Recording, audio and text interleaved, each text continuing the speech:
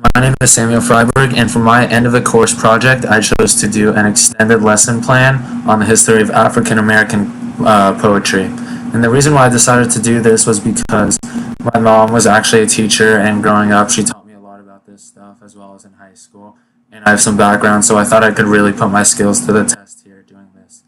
Um, so to start off, I really wanted to capture the important aspects of Black African American poetry, and I thought the best way to do that would be to take a couple of the most prominent, well-known, and important poets, and kind of learn about them, find out their history, read some of their poems, and analyze their poems to kind of understand where they were coming from during those times and what it kind of meant to their culture during that time as well. So basically, just to give you a little rundown of what we did, I chose 5 poems. And the first poet that I chose was Maya Angelou, one of the most important and well-known African American poets to date. I started off by giving a little bit of their background. So, for example, where they were born, what inspirations they had, where they worked, stuff like that. Like Maya Angelou, she was influenced by W.E.B. Du Bois, Lawrence Dunbar, and something along the lines of that to kind of give students a background of where they came from and what kind of shaped them poetry-wise. I then read a poem. I said, okay, we'll read Still I Rise, which is one of Maya Angelou's most famous poems, and I came up with 5 critical thinking discussion questions that students could kind of think about and do on their own. And as well, I not only wrote these questions, but I came up with answers for my own to try to give like a little more perspective. The next poem that I decided to do was Caged Bird by Maya Angelou, which is also another very interesting one. I came up with 4 questions as well and analyzed those. After that, I kind of did a little conclusion about the 2 poems, and then I moved on to a different poet, which was Langston Hughes. And I chose these poets just by how well known they are, how much they contributed to the Black Rights Movement, and stuff like that during the mid-1900s. So then I kind of went with the background of Langston Hughes, where he's from, what inspired him, and then I decided to first analyze the poem Harlem. I came up with 5 questions, just like before. The next poem I did was The Negro Speaks of Rivers by Langston Hughes. I came up with 4 questions for that and analyzed them. And then the last poet that I decided to touch on was Nikki Giovanni, which was also one of the most popular poets of that time. She did a lot for the Black Power movement, the Civil Rights movement, and I chose to talk about it was a small poem, but it was actually one of my favorite ones that I've read, and it was called Revolutionary Dreams. I came up with 4 questions and analyzed those as well. And then at the end, I just came up with 5 discussion questions about the whole thing, trying to tie together each poem and each poet, try to see how they all connect and kind of what they did for poetry in general. And so that's what I did. I hope you enjoy it.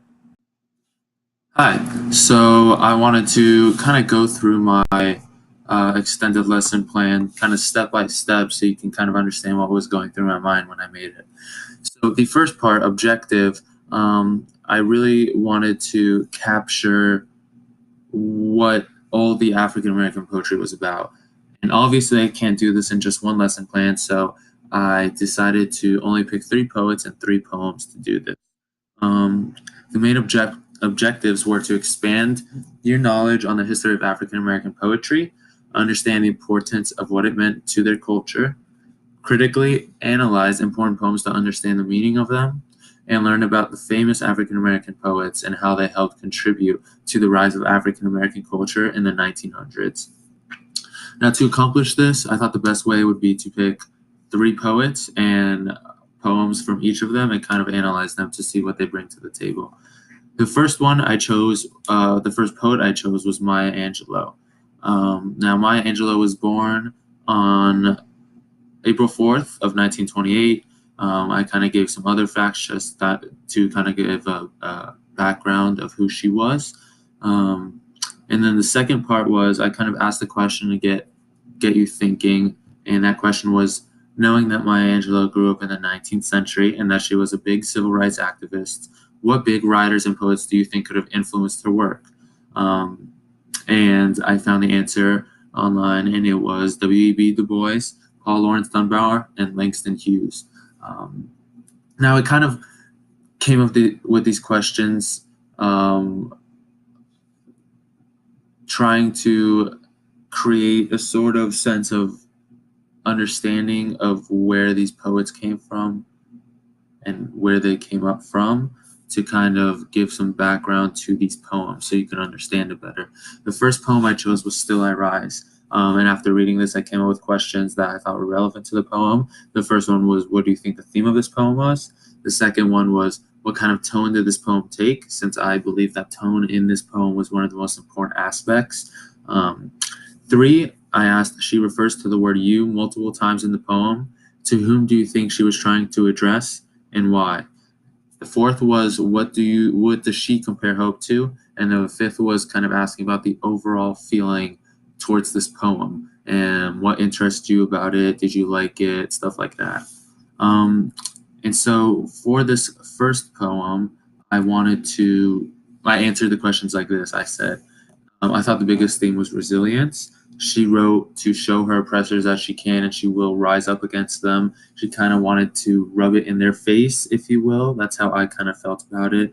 And she kind of wanted to show off, you gave me all these handcuffs, you've tied my life down, but I can still rise up and I can still um, excel in my life and be happy. Second question, what kind of tone? I said it took many tones. One was assertive, angry, sarcastic, confident, and I really thought that her tone in this poem was the most important thing because it kind of gave off the idea that you can push me down all you want, but at the same time, I'll be happy and I'll overcome it. And I thought that was one of the most important things that this poem. Um, and when she refers to you, I thought that she was referring to white people, and kind of stuff like that. I won't answer all the questions just for time purpose. But the second poem I decided to do was Caged Bird by Maya Angelou. I thought this also had important significance during this time period, to try and understand how it's kind of like a metaphor for the African American slavery. And I'll touch upon that for a little bit.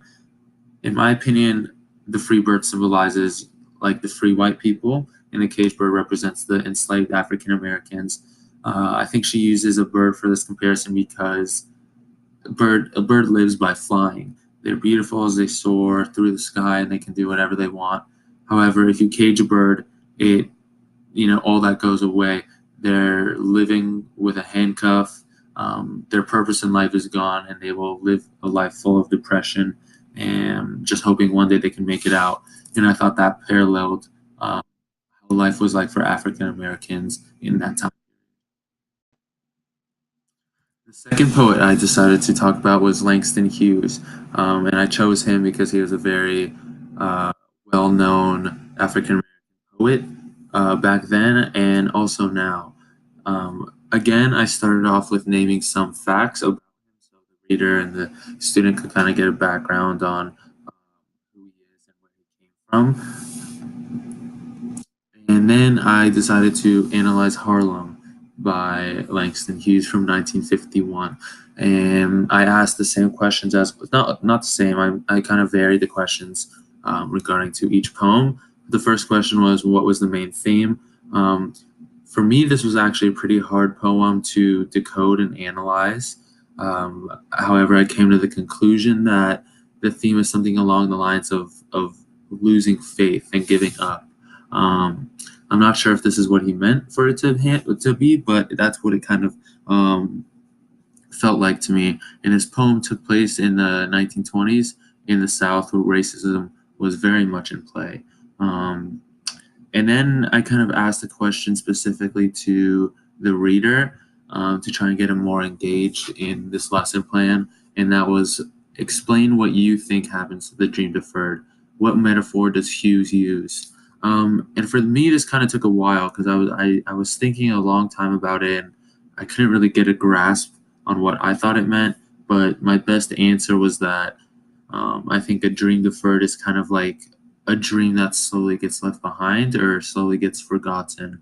Um, and I think the dream he was talking to, or the dream he was talking about, was kind of the African American dream to be freed, to end slavery, and to be treated as equals. And I think this kind of started to feel less and less realistic because it was at a time of very heavy racism, Jim Crow, for example. Um, but I think he was kind of using the metaphor um, in a negative sense. He said, and I quote, "A dream deferred stinks like rotten meat," or "Does it dry up like a raisin in the sun?" All comparisons are in a negative manner, which makes it seem like the narrator is losing faith in the dream deferred. And then I asked two more questions. How did this language in this poem differ from the two Maya Angelou poems? And did you enjoy this poem? What stood out to you? Please explain, to try to get the reader engaged. The next poem I chose was "The Negro Speaks of Rivers," and I came up with three questions on this just because it was kind of more of a simple poem. Excuse me.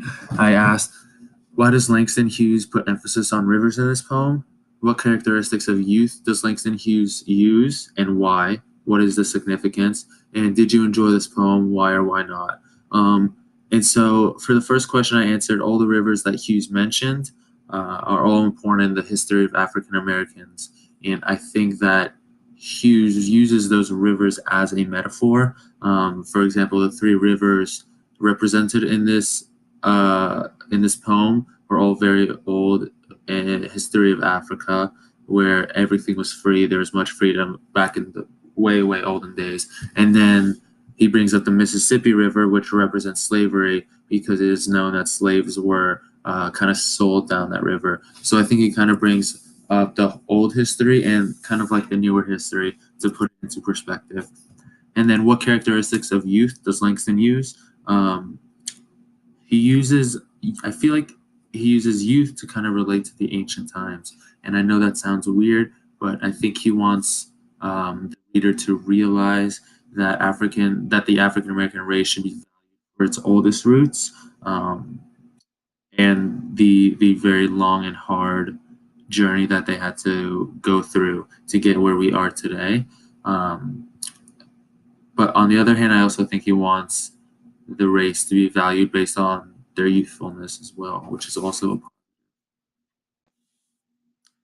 the final poet that I decided to touch on was Nikki Giovanni. I kind of also touched on the history of her, where she came from. She was an important member of the Black Arts movement in the 1960s, which is part of the reason why I chose her, because she was not only a prominent figure in poetry, but in African American culture in general. She taught literature and writing starting in 1987. She won the Rosa Parks and Langston Hughes Awards for distinguished contributions to arts and letters, as well as some other 20 awards. Now, I only chose one poem for Nikki Giovanni, and that was Revolutionary Dreams. That was from 1975. And this was actually my favorite poem that I decided to add in this lesson plan. The first question that I asked was, what message do you think Nikki Giovanni is trying to express, and do you think she succeeded? The second question was, what tone was this poem, and what was the significance of it? The third one was, she refers to natural dreams and radical dreams. What do you think the difference is, and why is this important in the poem? And the last one was, what were your overall feelings towards the poem? For my analysis, the first question, I thought that Nikki Giovanni was trying to show that you kind of have to evaluate your goals and your dreams. I chose this poem because it relates to our lives today. It's really a fascinating poem if you take the time to read it. It's not that long at all, but it's all about setting realistic goals and how you do them, and so that's why I partly chose it. The second part was, what was the tone of this poem? I thought her tone was kind of like a realization. She finally came to realize that if she had handled the stream of a revolution in a different manner, it could have actually turned into something, and she could have been a leader.